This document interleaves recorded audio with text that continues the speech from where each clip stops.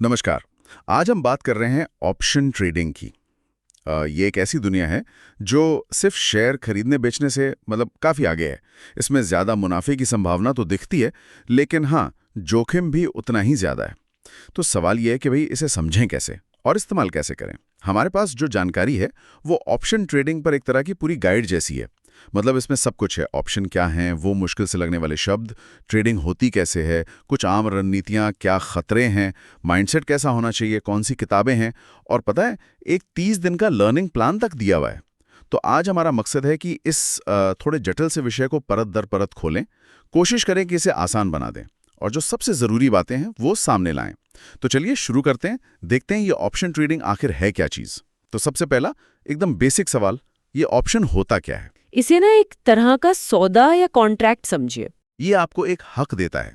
ध्यान दीजिएगा, सिर्फ हक, कोई मजबूरी या ऑब्लिगेशन नहीं, कि आप किसी स्टॉक को भविष्य में एक तय कीमत पर, जिसे स्ट्राइक प्राइस कहते हैं। हाँ, स्ट्राइक प्राइस पर, हाँ। और एक तय तारीख तक, जिसे एक्सपायरी डेट कहते हैं, खरीद सकें या बेच सकें।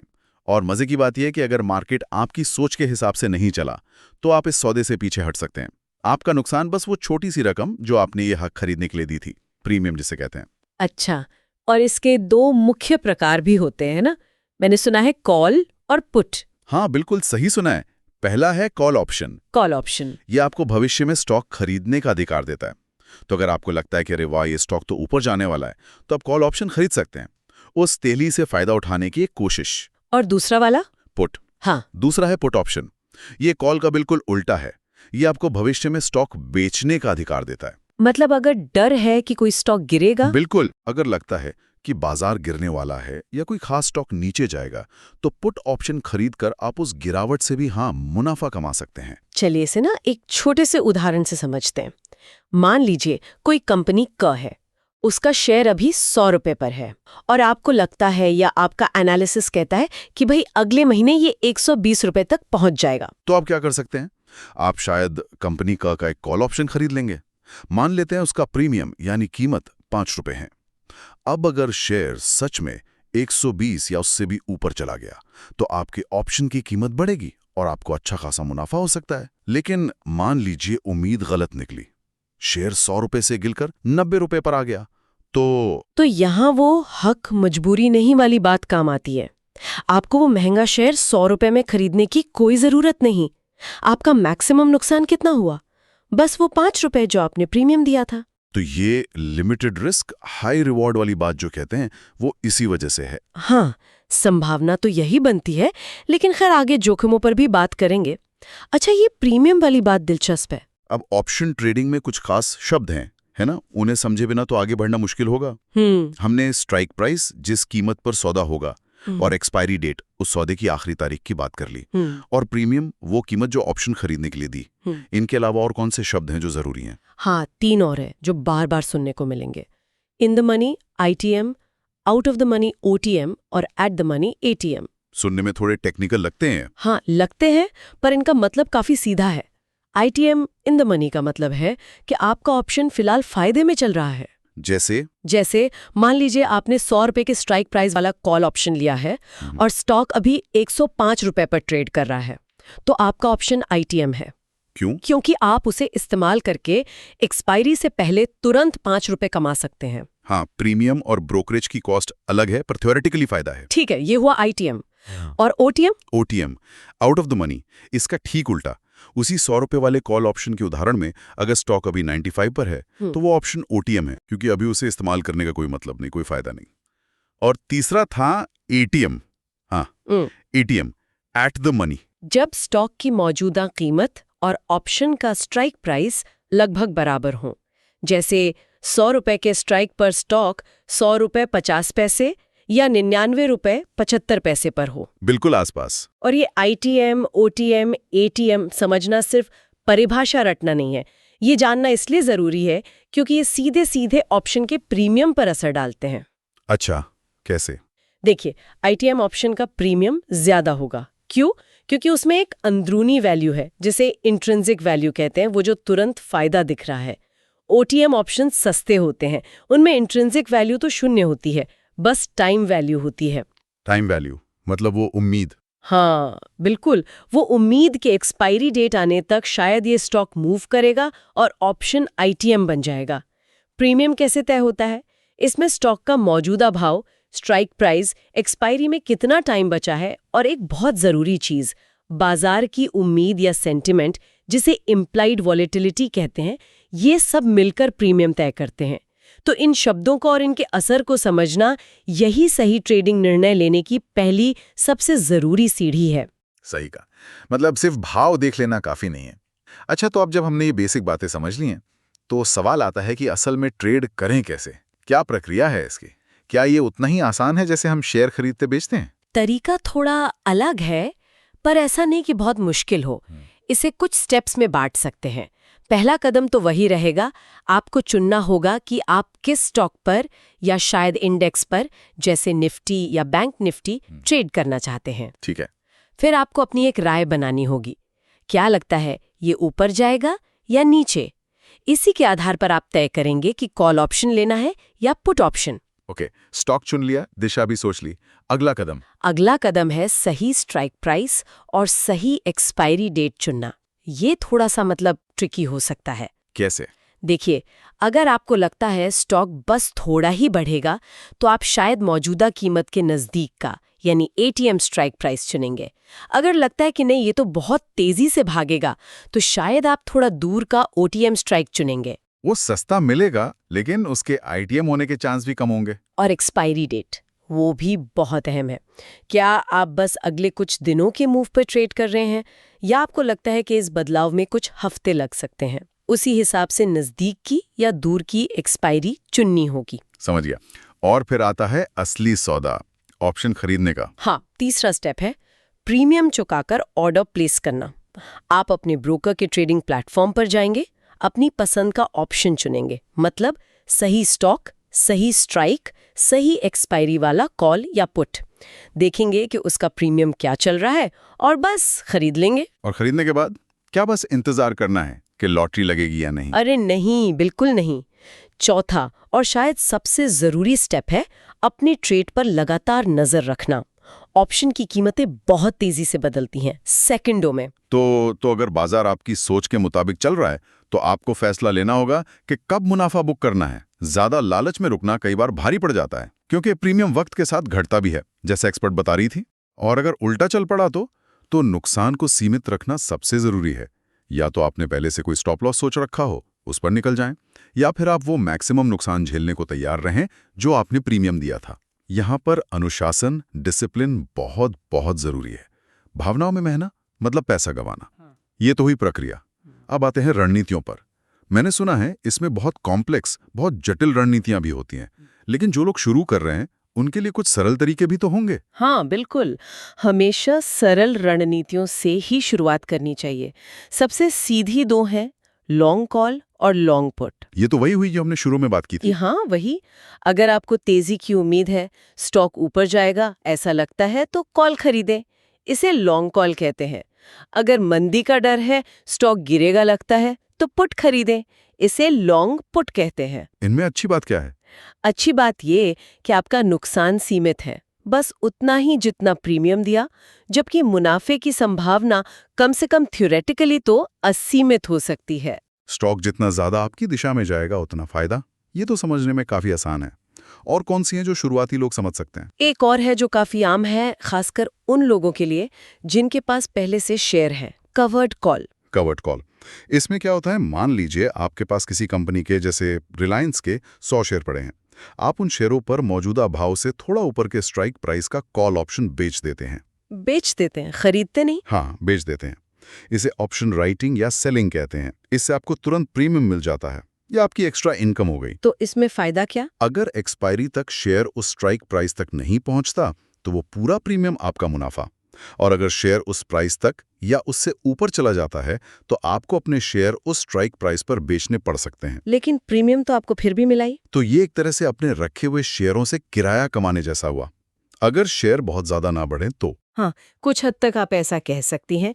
ये थोड़ी कम रिस्क वाली इनकम स्ट्रैटेजी मानी जाती है उन लोगों के लिए जो अपने शेयरों पर थोड़ी अतिरिक्त आय चाहते हैं और मानते हैं कि शेयर बहुत तेजी से नहीं भागेगा। अच्छा, और चौथी बेसिक स्ट्रैटेजी? वो है प्रोटेक्टिव पुट। Protective put? ये बिल्कुल इंश्योरेंस या बीमा खरीदने जैसा है। बीमा? स्टॉक मार्केट में। हाँ।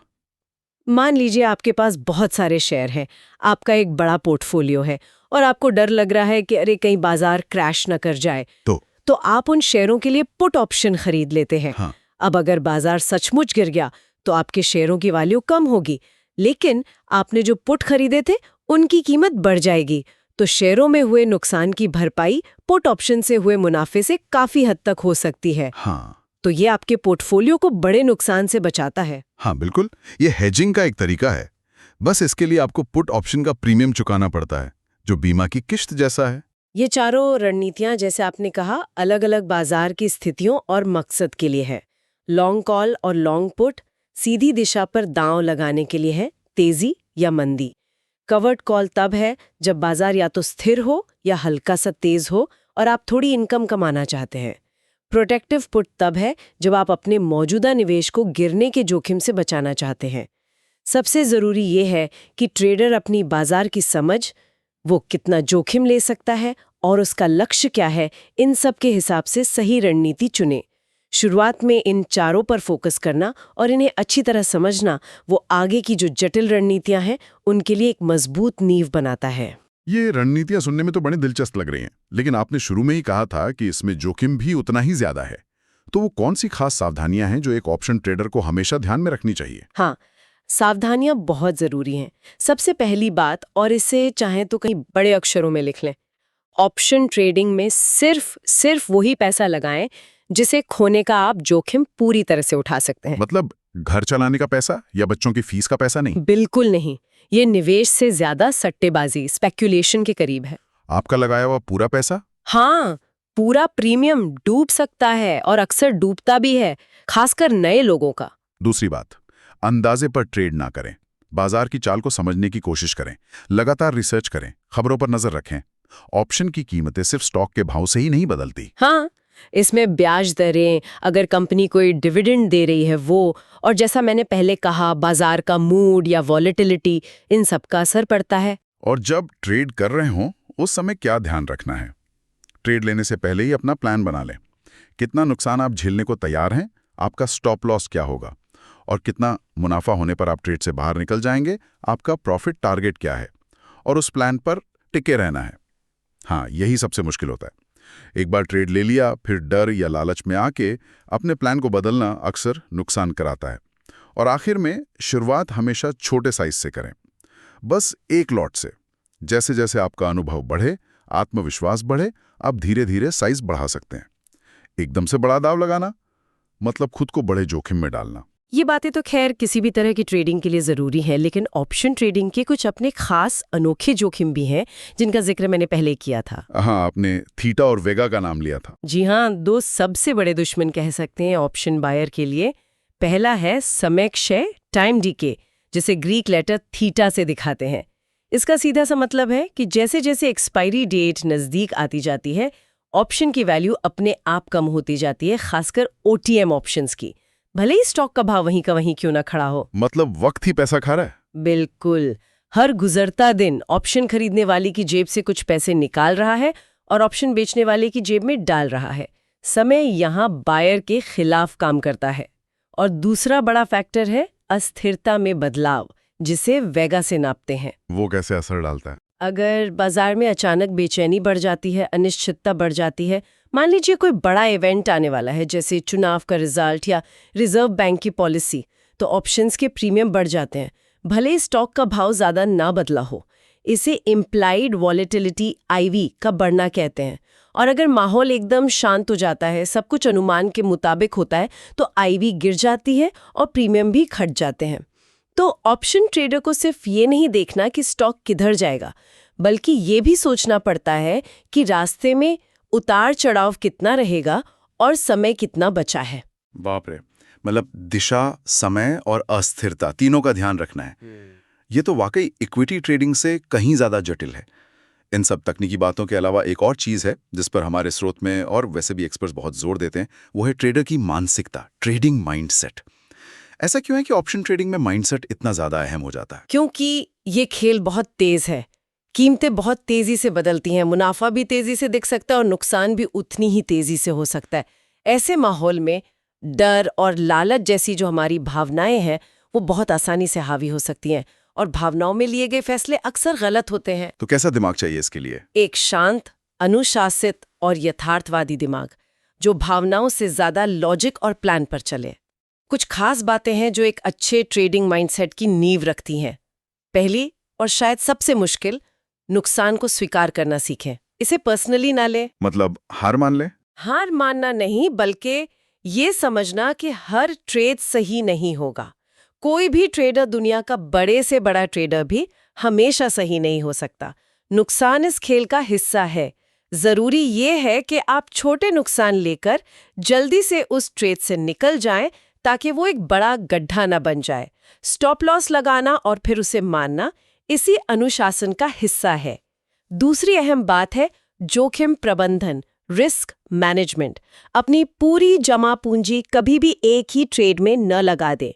एक अंगूठे का नियम है कि अपनी ट्रेडिंग कैपिटल का 2 से 5% से ज्यादा जोखिम एक अकेले ट्रेड में न ले।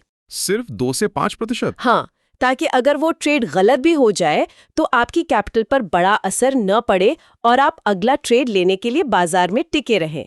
साथ ही अपने ट्रेड्स को थोड़ा फैलाना यानी डाइवर्सिफाई करना, अलग अलग स्टॉक्स में या अलग अलग रणनीतियों में, ये भी जोखिम कम करने में मदद करता है। और वो जो लोग सोचते हैं कि ऑप्शन से रातों रात अमीर बन जाएंगे, उनकी उम्मीदों के बारे में क्या? वहीं पर आती है तीसरी बात, वास्तविक उम्मीदें रखना। ये बहुत जरूरी है। ऑप्शन ट्रेडिंग कोई गेट रिच क्विक स्कीम नहीं है, कोई लॉटरी का टिकट नहीं है। इसमें सफलता के लिए लगातार सीखना पड़ता है, अभ्यास करना पड़ता है और अनुभव हासिल करना होता है। जो लोग जल्दी अमीर बनने के सपने लेकर आते हैं वो अक्सर जल्दी ही अपना पैसा गंवा के बाहर हो जाते हैं। सफलता धीरे धीरे और लगातार कोशिशों से मिलती है। चौथी बात जिसका मैंने पहले भी जिक्र किया, डर और लालच पर काबू रखना। जब ट्रेड फायदे में जा रहा हो तो ज्यादा लालच में आकर सही समय पर प्रॉफिट बुक करने से न चूके। पता चला भाव पलट गया, मुनाफा चला गया। और जब नुकसान में हो तो डर के मारे गलत समय पर बाहर ना निकले या और बुरा उम्मीद में और पैसा लगाकर उस लॉस को एवरेज करने की कोशिश ना करें, जिसे एवरेजिंग डाउन कहते हैं। अपने पहले से बनाए हुए ट्रेडिंग प्लान पर टिके रहें, भावनाओं को नहीं, डेटा और एनालिसिस को अपना गाइड बनाएं। और आखिरी में इन सब का सार अनुशासन, डिसिप्लिन। एक साफ सुथरा ट्रेडिंग प्लान होना ही चाहिए। आप कब एंट्री लेंगे, क्यों लेंगे, आपका स्टॉप लॉस कहाँ होगा, प्रॉफिट टारगेट क्या है, और फिर चाहे कुछ भी हो जाए उस प्लान पर टिके रहना है। बिना प्लान के ट्रेडिंग करना मतलब अंधेरे में तीर चलाना। बस यही है लोग बिल्कुल शुरू कर रहे हैं, उनके लिए गाय कोहेन की ऑप्शंस मेड इजी का नाम है। लगता है ये बेसिक्स के लिए अच्छी होगी। और अगर थोड़ा और गहराई में जाना हो तो शेल्डन नेटनबर्ग की ऑप्शन वॉलेटिलिटी एंड प्राइसिंग का जिक्र है। ये किताब खासकर वॉलेटिलिटी को समझने के लिए बहुत अहम मानी जाती है। और वो जो ग्रीक्स हैं, डेल्टा, गामा, थीटा, वेगा, जो प्रीमियम पर असर डालते हैं, उनको समझने के लिए डैन पैसरेली की ट्रेडिंग ऑप्शंस ग्रीक्स का नाम दिया गया है। ये ग्रीक्स तो अपने आप में एक बड़ा विषय लगते हैं। हाँ बिल्कुल। और जो लोग और एडवांस लेवल पर जाना चाहते हैं उनके लिए 2 किताबों का जिक्र है। एक है डेनिस ए दुमिया चेन की the option traders hedge fund, जो शायद असली दुनिया की रणनीतियों और हेज फंड स्टाइल ट्रेडिंग पर बात करती है। और दूसरी है लॉरेंस मैकमिलन की options as a strategic investment. इसको तो कई लोग ऑप्शन ट्रेडिंग की बाइबल जैसा मानते हैं। सुना है बहुत मोटी किताब है और इसमें लगभग हर रणनीति और पहलू को बहुत डिटेल में समझाया गया है। वो के साथ साथ ना कुछ माने हुए ट्रेडर्स और उनकी जो सोच है, उनकी फिलॉसफी, उससे भी बहुत कुछ सीखने को मिलता है। स्रोत में 3 ऐसे नामों का जिक्र है जो काफी प्रभावशाली रहे हैं। कौन है वो? एक तो है नसीम निकोलस तालिब। ये अपनी ब्लैक स्वान थ्योरी के लिए बहुत मशहूर है। ब्लैक स्वान वो क्या होता है? ब्लैक स्वान मतलब कोई ऐसी बड़ी अप्रत्याशित घटना जिसका कोई अंदाजा नहीं लगा सकता, लेकिन जब वो होती है तो उसका असर बहुत बड़ा होता है, जैसे 2008 का फाइनेंशियल क्राइसिस या कोविड पैंडेमिक। तालिब का फोकस ऐसी ही घटनाओं से बचाव करने और अगर हो सके तो उनसे बहुत बड़ा फायदा उठाने पर रहता है। वो ऐसी ऑप्शन रणनीतियों के हिमायती हैं जिनमें नुकसान बहुत सीमित हो लेकिन मुनाफे की संभावना असीमित या बहुत ज्यादा हो, जैसे बहुत दूर के सस्ते OTM ऑप्शन खरीदना। मतलब वो एक्सट्रीम इवेंट्स पर फोकस करते हैं। यस। और दूसरे हैं शेल्डन नैटनबर्ग, जिनकी किताब का जिक्र अभी आपने किया। वो वोलेटिलिटी यानी बाजार की अस्थिरता को ही ऑप्शन ट्रेडिंग का केंद्र मानते हैं। उनका कहना है कि सिर्फ ये सोचना काफी नहीं कि स्टॉक ऊपर जाएगा या नीचे, ये सोचना भी उतना ही जरूरी है कि उसमें उतार चढ़ाव कितना होगा, कम रहेगा या ज्यादा, क्योंकि वोलेटिलिटी सीधे प्रीमियम को प्रभावित करती है। तो वो वोलेटिलिटी को ही ट्रेड करने की बात करते हैं। और तीसरा नाम है कैरन द सुपर ट्रेडर। असली नाम कैरन ब्रूटन।